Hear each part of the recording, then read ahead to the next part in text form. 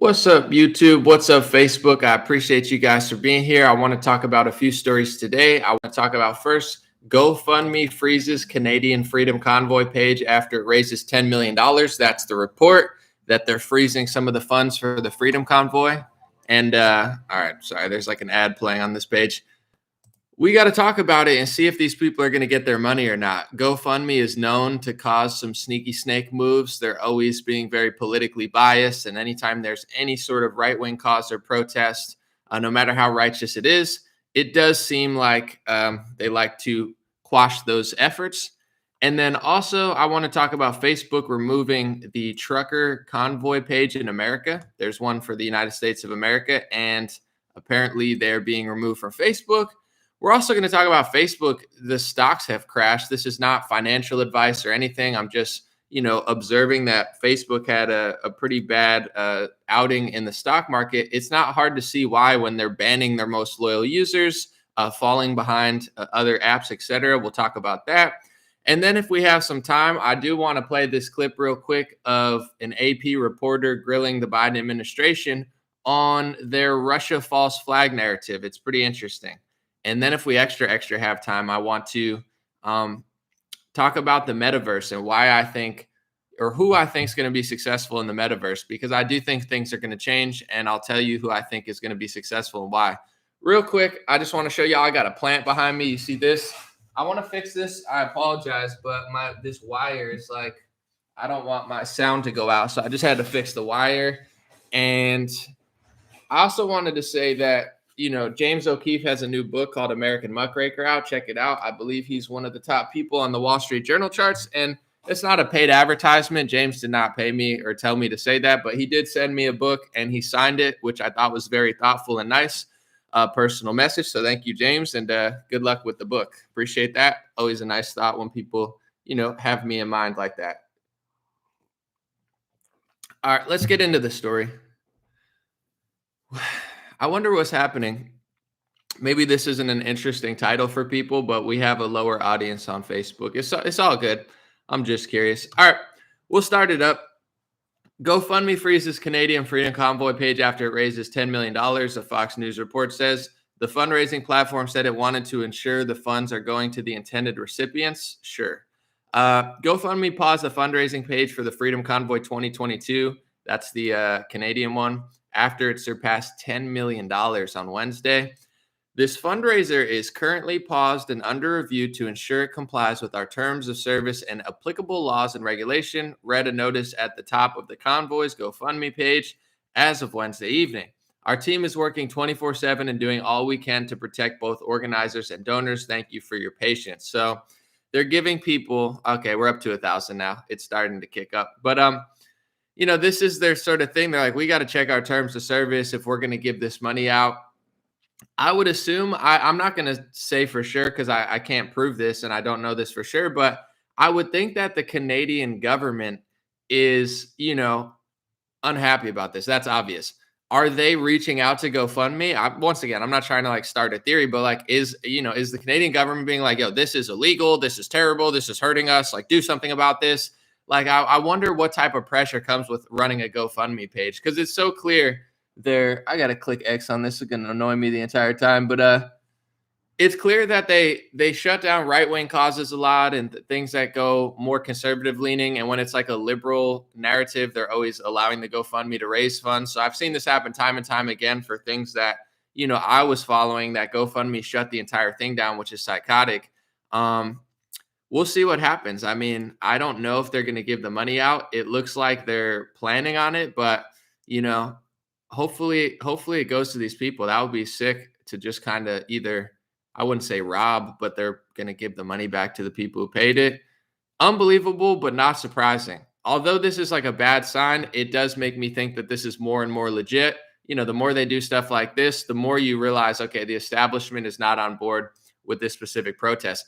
Speaking of that, and this ties into Facebook stock declining, which, by the way, this is not financial advice. Anytime you talk about stocks and stuff, you got to protect yourself with that sort of thing, because I'm not trying to tell people what to do, buy, sell, whatever. But Facebook stock absolutely plummeted the other day. And I want Facebook to do well. I do well on Facebook. I've reached almost 1 billion people. as unethical as they are, as much as they screwed me over and other people, I still am a humble person. I'm grateful I've been able to reach this many people. Even if they took every last money in my bank account and shut down my page tomorrow, I'm grateful for the time we've spent together on Facebook. I'm grateful that I've been able to have 1 billion minutes watched. I mean, they could take whatever they want from me at this point. I got my message to over, hundreds of millions of people. That's amazing. So it's like, I wish Facebook had their crap together, but here's the type of stuff that they do. And then they wonder why their earnings reports are so, bad compared to what I guess they wanted. And I don't know if earnings reports the proper wording.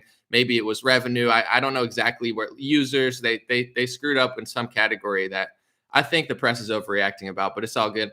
It says Facebook, this is a New York Post today. Facebook removes Freedom Convoy page of truckers against vaccine mandates. A Facebook page organizing a protest by U.S. truckers against vaccine mandates has been removed by social media giant Facebook, riling long haulers, blasting censorship at its finest. The Freedom Convoy of truckers, following the lead of their Canadian counterparts, plan to drive from California to Washington, D.C. to oppose vaccine rules. The group Convoy to D.C. 2022 on Facebook, however, was removed Wednesday for violating policies around QAnon. Fox News reported. What? These are the games that they play. I didn't even read that until now. They're blaming QAnon for the trucker convoy. All right, these are the sick games that they play. Okay, you got this trucker convoy, right? You got hundreds of thousands, millions of people interested. They find one person that says some fringe QAnon thing that nobody else even knows what they're talking about. Half the people who are sitting at home don't even understand what it is.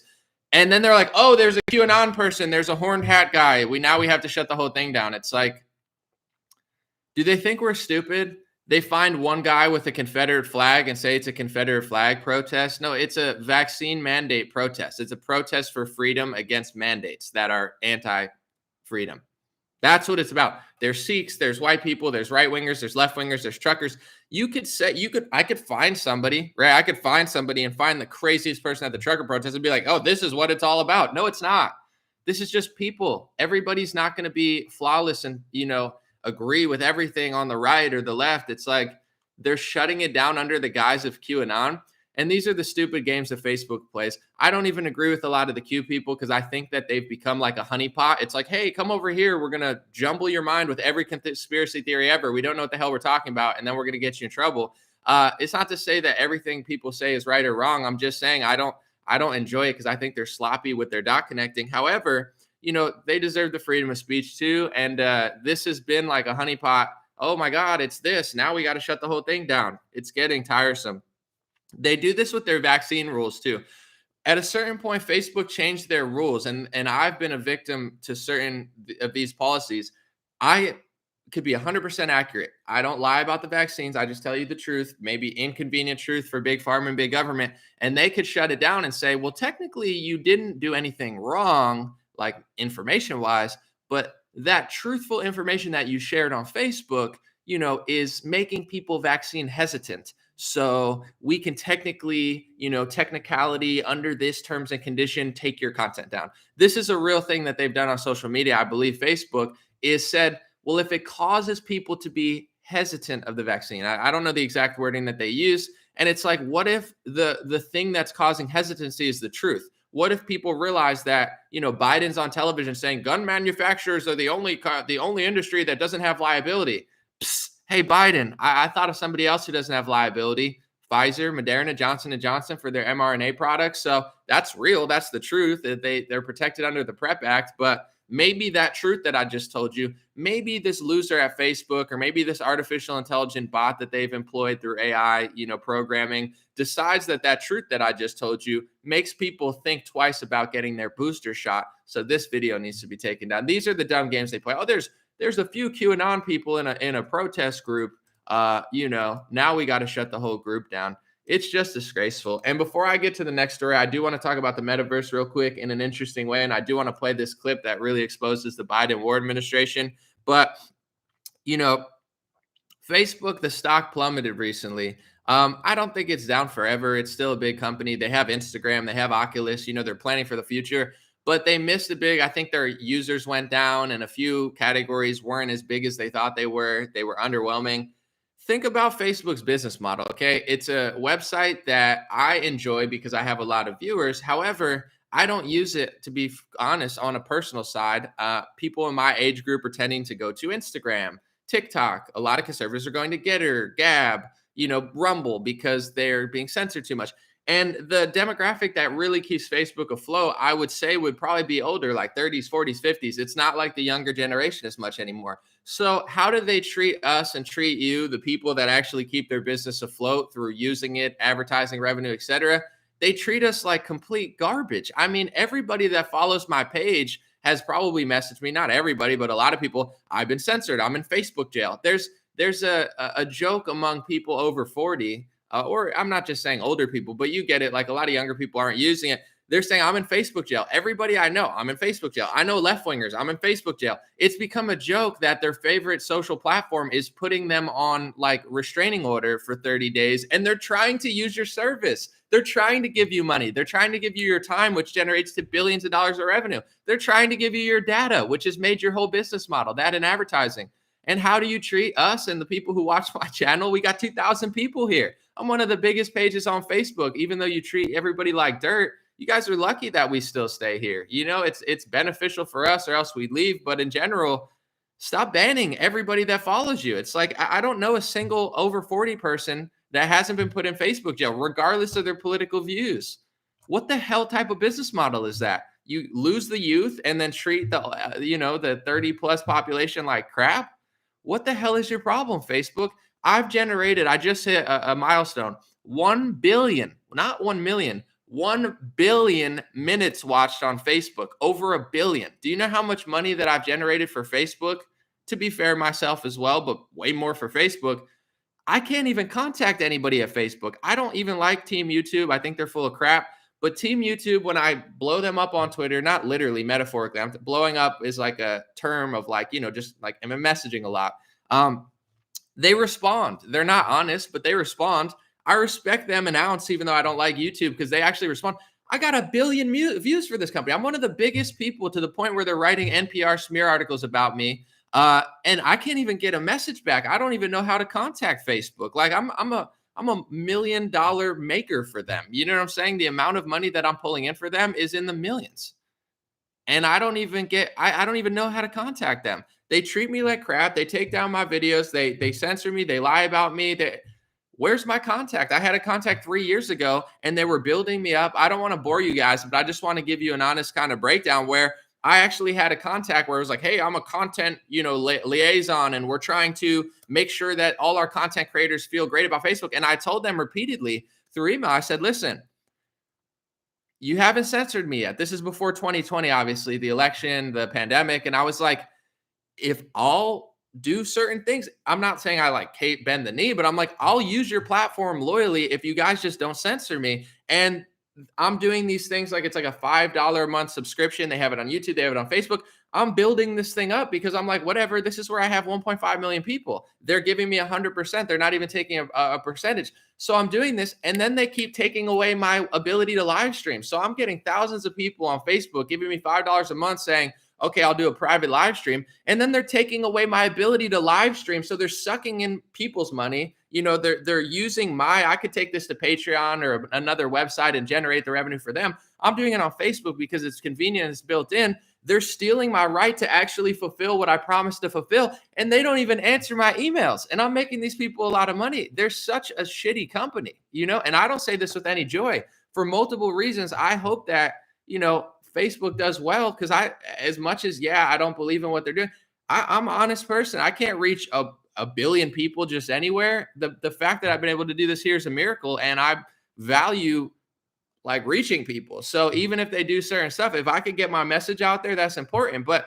they're trying to block it at every turn. They're trying to hinder me. They're taking down groups. Like, what type of business model is this to treat everybody, content creators who generate a lot of revenue for you, like garbage, people who watch my stuff and give you their data and their time, treat them like garbage? How long is this going to work? You could say that it's just TikTok. Yeah, TikTok's taking a lot of people, but think about Gab.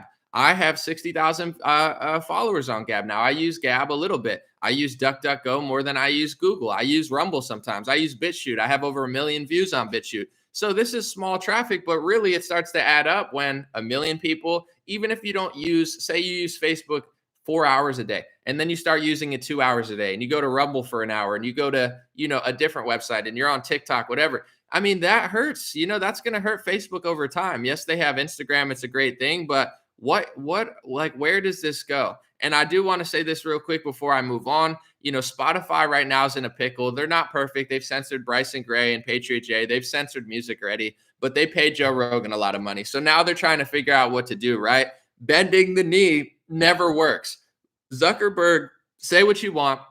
In 2016, the Bernie populist movement was launched by Facebook, or users on Facebook rather, and Donald Trump won the election not because of Facebook, but because of real people got to use Facebook and outpower the mainstream media. Once we outpowered the mainstream media in 2016 to make, Hillary upset because of Bernie and Trump, the media blamed Facebook. I'm not saying they're perfect. They never were, but they're like, okay, we have Google under our control. Google is like so compromised, it's not even funny. They never complain about Google or YouTube because they already have everything they want on Google and YouTube. The algorithm's rigged, the search engine's rigged, the search engine on YouTube's rigged. It's all shadow banned. So they don't complain. They complain about Facebook because Facebook was not completely controlled. I'm not saying Zuckerberg's like your best friend. I'm just saying it was more open. So then what has Facebook done over the last 4 years? They closed, they caved, they caved, they caved, they caved, they caved. Is it ever enough for the left? Of course, right-wingers don't like Facebook. They don't like Zuckerberg. And left-wingers don't like Facebook. So they've now created a platform that literally no one likes. It's like people are on it, people use it, but nobody feels good about the ethics of it. Left-wingers who hate Trump hate Facebook. Right-wingers who like Trump hate Facebook.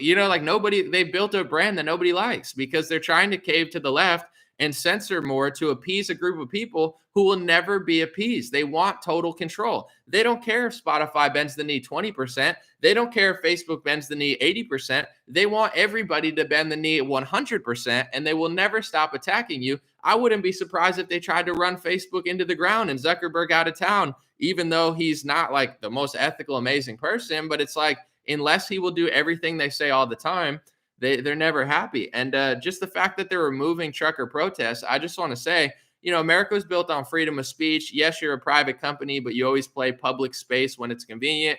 I mean, you're really quashing protests against the most important issue in the modern era. I've never seen something so authoritarian as the mandates and the lockdowns and all this crazy stuff. We live in a Black Mirror hospital dystopian hell zone. This is not the amazing metaverse future the Jetsons promised us. And now that we're in this crazy world and a lot of people disagree, you're using your power, Facebook, to quash the dissent, the peaceful dissent of people under the guise of QAnon. I mean, it's so disgusting.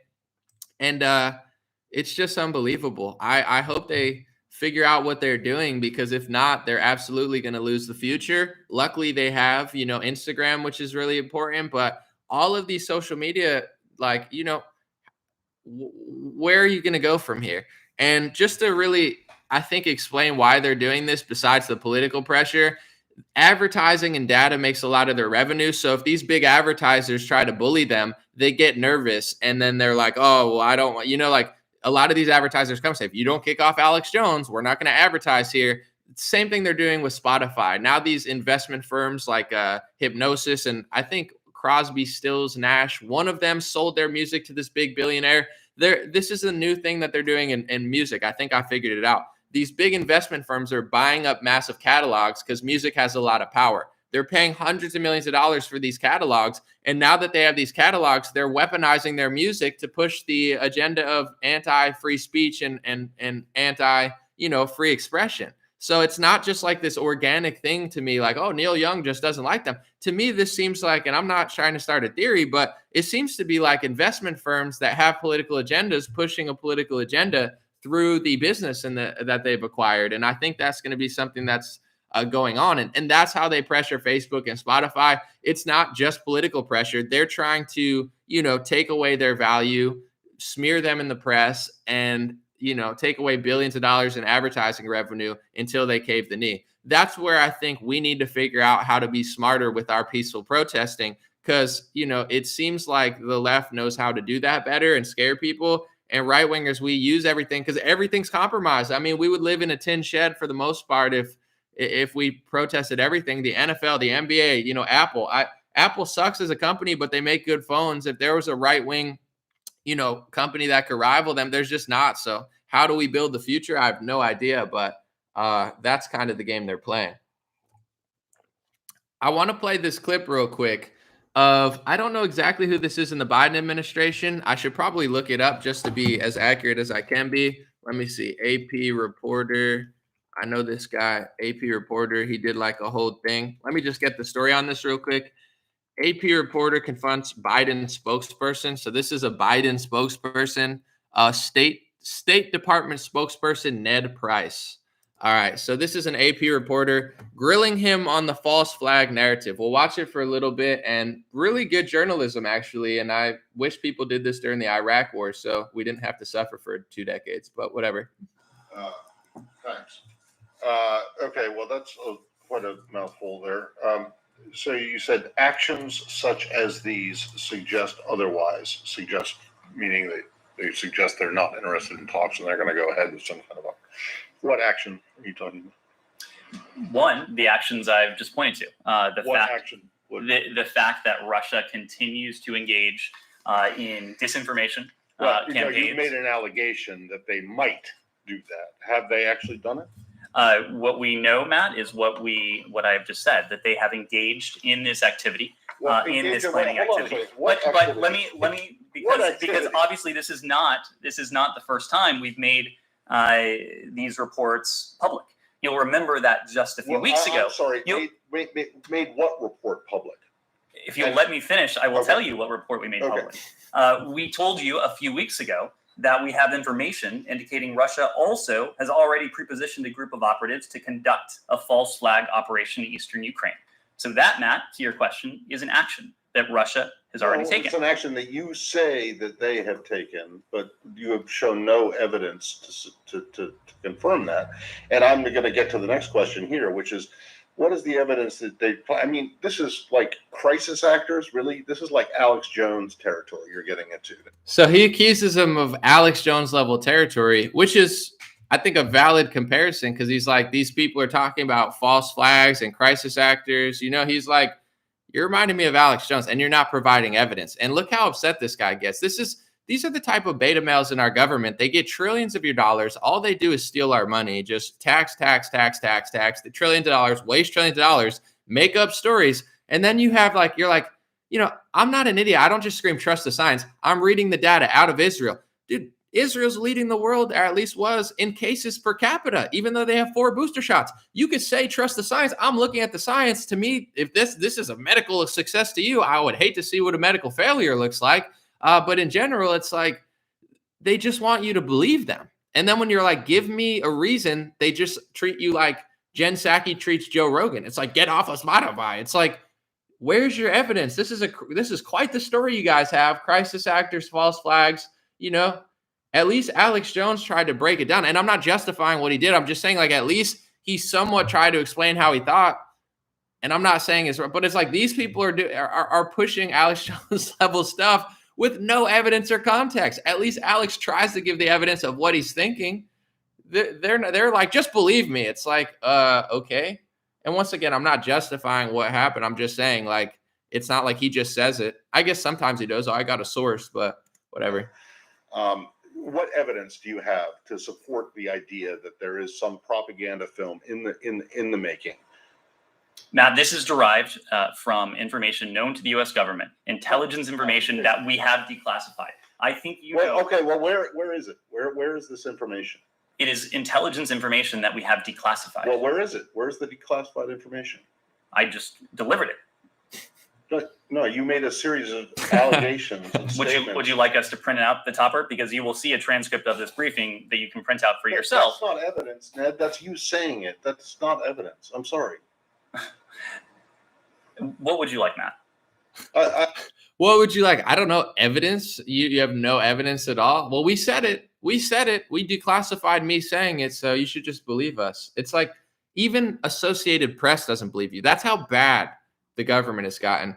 In a weird way, I don't want to say this is all good, but Trump, he made people think that we had this like, okay, we're going to save the government. We're going to drain the swamp. I'm not trying to be rude. I'm not trying to blame him today. I'm just saying he didn't drain the swamp. Okay. He filled up swamp creatures. He did some, didn't do something. We ended up in a pandemic lockdown. This is not draining the swamp. We got drained by the swamp. Okay. Final score, swamp 20, humanity 0. So we lost in the fourth quarter. But anyway, this is almost necessary because like our government is not Trump pretending to do something about it. This is our government. This is who they are. Biden is the perfect president to show you who it really is. Because the people stealing trillions of your dollars, they don't need a used car salesman like Trump selling Modernas, okay? That's just biding our time, making us feel like, oh, we're doing something. Like, no, this is really what it is. Now that we fully understand that this is who is starting our wars, this is who the intelligence is. They don't look very intelligent, but I guess if they work for the government, they're intelligence.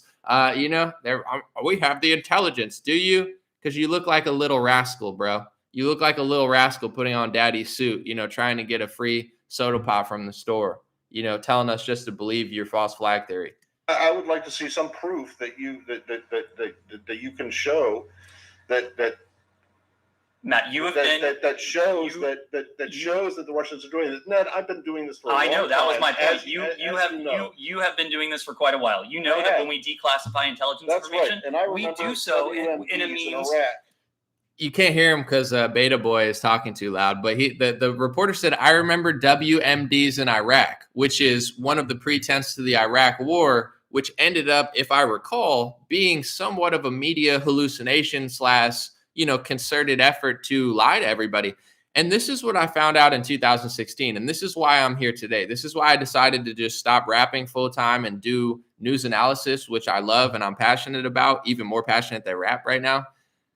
It's because I realized they use the word conspiracy theory to demonize everything that they don't want people to talk about. Are there some bad conspiracy theories? Absolutely. There's many I don't agree with. But the word conspiracy means 2 or more men collaborating to do something evil. And a theory is a theory. I realized my conspiracy theory was a true conspiracy. And that's when I started doing reporting. I don't have a theory about how New York Times, the Washington Post, and CNN, they all piggyback on each other to push false narratives. It's not a theory anymore. I can prove it. And that's what they did with the WMDs, and that's what they do with stuff like this. It's an anonymous source from the Washington Post. Well, the New York Times reports on the anonymous post of the Washington Post, and then CNN reports on the New York Times, and they piggyback off each other with the story that 3 years later, 2 years later, ends up not even being true. And this is the power that the press has, and this is why I started doing reporting, because I realized that all of these mainstream sources are literally just have the power to say anything and make people believe it. One of the most recent, and I'm not going to say the name of the medication because I don't want to get AI algorithm flagged by some psychotic AI bot on Facebook, but the horse dewormer narrative, before I play this clip, was the dumbest thing I've ever heard. I don't tell people to take Ivor blank blank, the drug that must not be named, because Big Pharma sees it as a threat for whatever reason. We know why, but I don't tell people to take it. I've never done that. I've never promoted it. It's not something I've ever thought about taking myself. So let's just make this clear. But they kept saying horse dewormer, SNL, horse dewormer, CNN. They're all saying it all at the same time. It's called brainwashing, right? This thing, is it used in horses sometimes? Sure, that's like calling water horse, it's horse juice. Oh, it's carrots or horse food. Oh, there's somebody eating. Hey, stop the press. There's somebody eating horse food in their salad. Dude, don't eat the horse food. It's a carrot. Carrots are eaten by horses and humans. Water is drinking by horses and humans. This drug is a Nobel Prize winning drug that's on the CDC website under refugees dozens of times. But so it's like the press has the power to just repeat, no matter how stupid the narrative is, no matter how fake it is. And people literally just believe it. It's equivalent to calling a carrot a horse food and screaming that nobody should be eating horse food.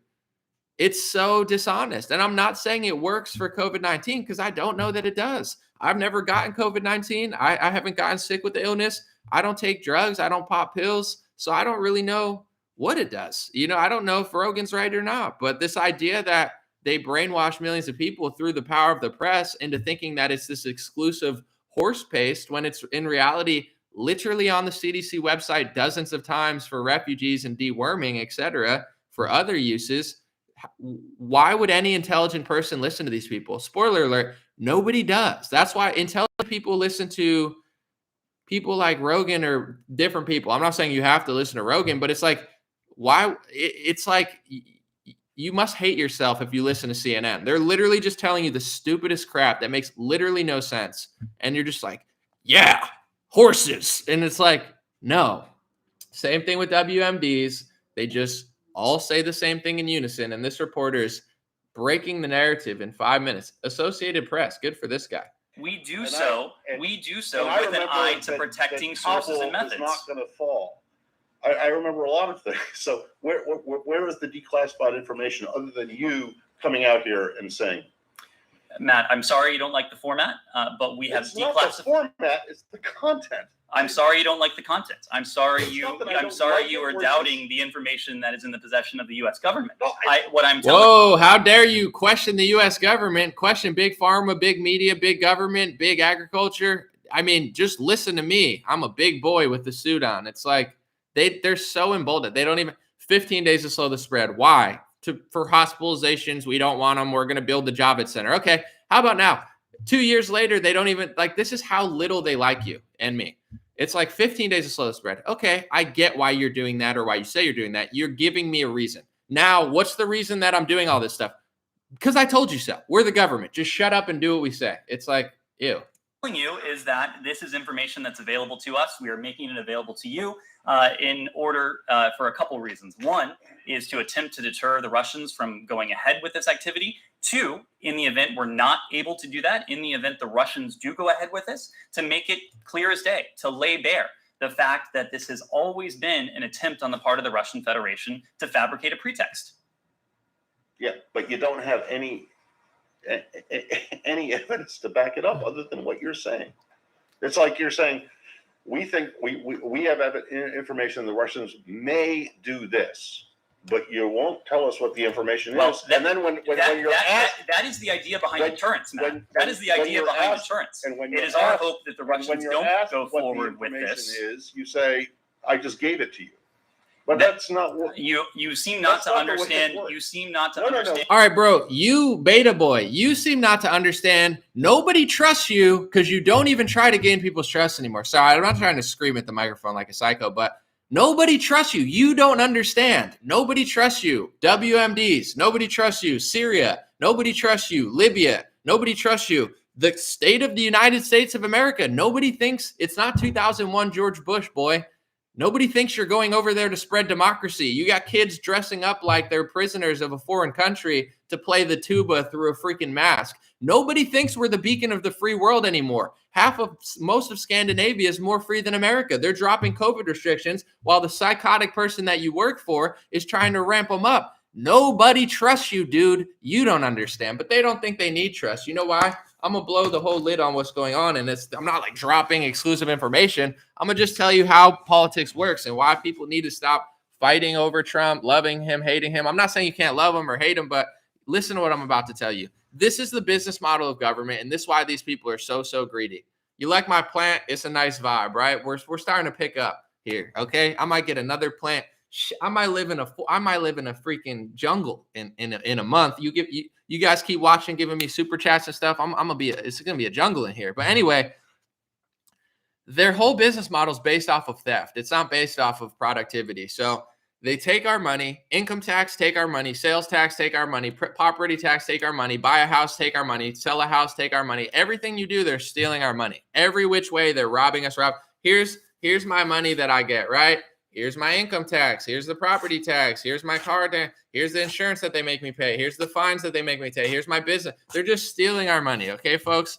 And then they get trillions of dollars. Trillions, okay? Trillions. Not a million, not a billion, trillions of dollars. And then they just keep fucking up the money. Excuse my language. And they're like, oh, but do they have to pay for it? No, because they're taking your money next year. There's really no consequences. And certain politicians stay there forever. They have hundreds of millions of dollars. Other people, they work for departments that it doesn't matter if Trump or Biden wins, their infrastructure stays no matter who. And these are the idiots that are running these things. They think they're so much better than you. They're so stupid. They haven't had to compete. They haven't had to, like an athlete, compete against the best. They haven't had to, like even a corporation that I hate, compete against others and acquire new companies. They literally just keep stealing our money. So when Trump wins, they pass $1 trillion bills that nobody reads. When Biden wins, they pass trillions of dollars that nobody reads. Now they're passing billion-dollar bills that nobody reads. And it doesn't even matter if Trump wins again, because they're still going to pass these bills that nobody reads. It only matters if somebody like Ron Paul or Thomas Massie or maybe his son get in and really try to say, hey, we're going to literally stop doing all of this stuff. There's only a few people in Congress who even talk about this type of stuff.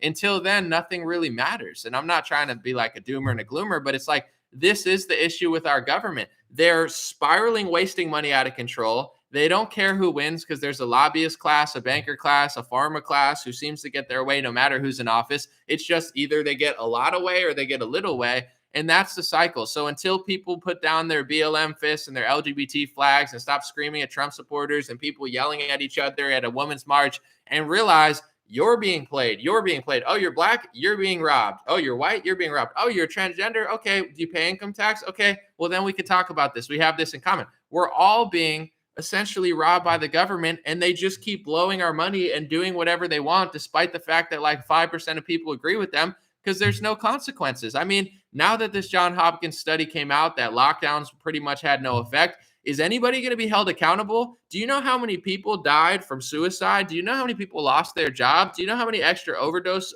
deaths there were? Do you know how much childhood obesity has risen, which is going to lead to diabetes, heart disease, etc.? How many chronic diseases has the CDC lowered? You know, you look at all the chronic disease list, how many of them are way bigger than they were 30 years ago? Cancer, Alzheimer's, stuff like that. You know, these things are not on the decline, so to speak. So what the hell is the CDC doing with tens of billions of dollars? They're turning into a glorified big pharma psyop corporation who just freaking takes tens of billions of dollars that they don't even lower a lot of these diseases that are getting worse and worse. And then they just throw pills and vaccines down your throat and call you a conspiracy theorist if you like to work out and listen to Joe Rogan. This is our government, you know? Trump was this false promise, and I'm not blaming him. He was this false idea that there was a guy who was going to come in 4 years or 8 years and change our whole government. It's not to say it's his fault. It's a very daunting task. But Biden is the perfect president. That's who the government really is. It's not Trump putting on a show.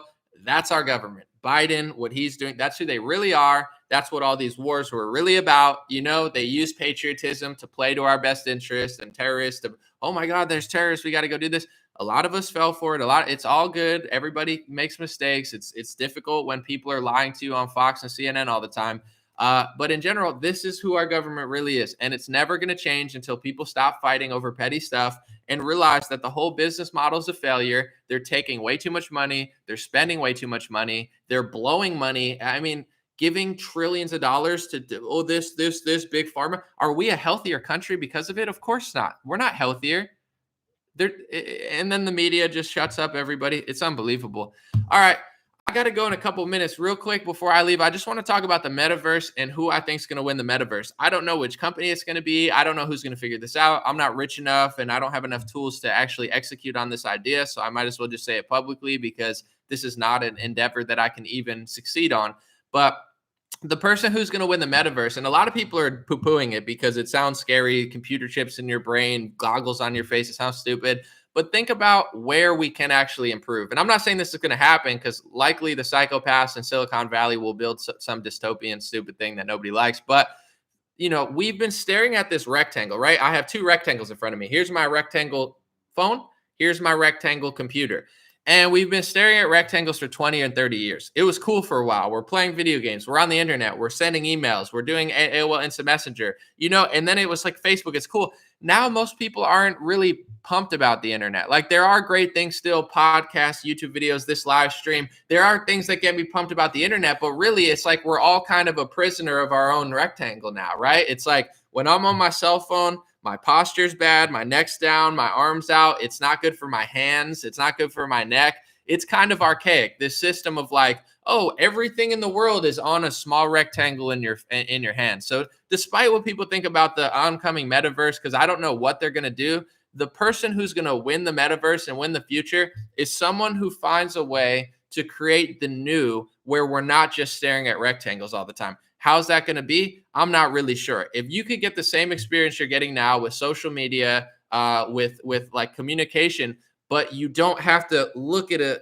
little rectangle, you know, with your arm scrunched like this. It's not natural. It's not healthy. It's not comfortable. It's becoming draining, because it's just like we're playing on the same thing and just staring at text and staring at videos. It's cool. I'm not knocking it. There are some great parts about the internet. I still am very grateful and I love it. But the future is going to be won by the person who could take what we're doing right now and make it in a hands-free way where you can walk and do stuff and live in the real world while still communicating on this. How is it going to happen? Could it be by voice recognition, which is also, I know it's alarming. Like, I don't like Alexa. I don't have an Alexa in my house because it's, to me, that just sounds like a giant recording machine. Like, Alexa, record everything I'm talking about all the time. I don't rock with Alexa. However, it is convenient to just yell and something turns on. If there was a way to do that with social media in a more realistic way that was beneficial to humans, now we're having better posture. I mean, the amount of neck and hand damage that's going to be done. I stretch all the time and my hands still hurt because I have,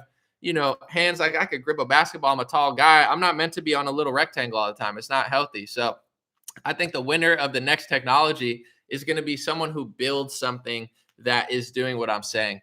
But here's the thing. They don't know how to do it. That's why it's not out yet. Is it going to be through goggles? Well, nobody wants to walk around with goggles on. You're right. Oculus is cool, but it's not going to be the future because no one's going to just sit there on a chair. People will, but it's not really the new thing. It's definitely a cool gaming system, but it's not the full metaverse. They're trying to figure out how to do what I'm saying, but nobody can figure it out. Is it goggles? No, that's kind of dumb. Could it be glasses? Maybe. Is it going to be something way more creepy, like trying to put something in your brain to then like have all this wired? And, I would never do that, but I'm sure people would run and do that. It's like, hey, do you want to do social media hands-free? Just plug this into your brain and you could think and do all this stuff and walk. And like, I would be like, yeah, I'm not doing that. Like that, because now there's something in my brain and you guys could shadow ban my brain whenever you want and do what you've done to Facebook, et cetera, So I would never go for that. But I'm just saying, like, there is a way to do this better, and the masses would fall for this stuff in a second. I would never do that. But however, I'm not even going to say optimistic because for this, I don't trust big tech at all. But there is a way to do what we're doing now better. The real world, everybody's now trying to get off the phone, get out into the real world, figure out how to do stuff, but also not to knock the phone. It's very convenient. If I'm starving 100 years ago, I got to ride a horse into town, maybe 200 years ago, to get food. Now I could just Uber Eats it. I could book something on Expedia and go fly across the country. So there are amazing things about the internet,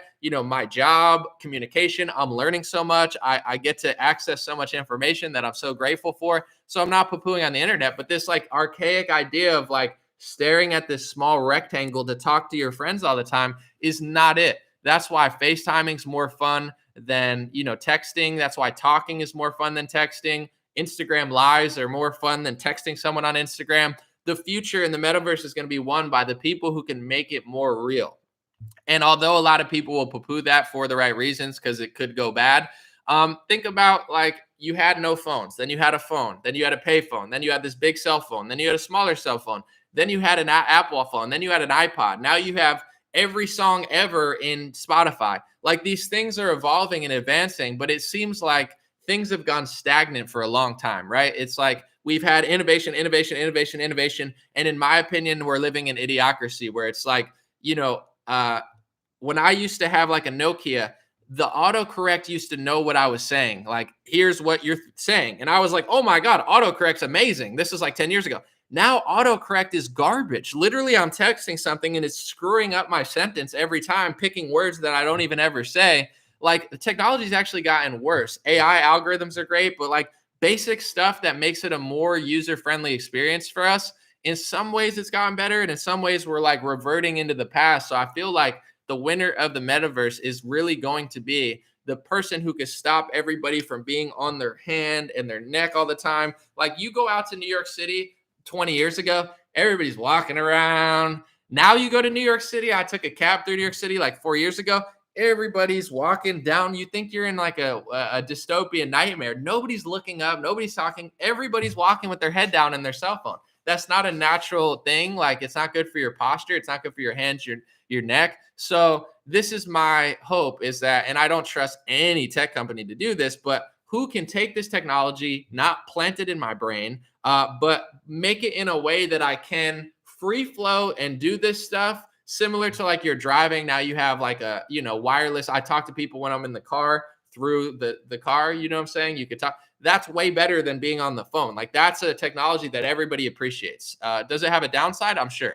But who's going to figure that out? That's who's going to win the metaverse. Who's going to create this thing that we all like? And even someone like me is going to be like, okay, that's not too intrusive. It's not like, destroying. Like, I already carry around a camera all the time. I carry around an audio clip. You can say what you want. You're doing it already. You don't need an Apple Watch. If you carry your phone everywhere, it's recording, it's listening. I don't know what they're doing with it, but we already do that. So who can make this rectangle better? Create the new thing that's not so constricting, that I feel free, that I could go in nature more, that doesn't suck me in and feel like I can't leave. And I'm like curled over on a couch.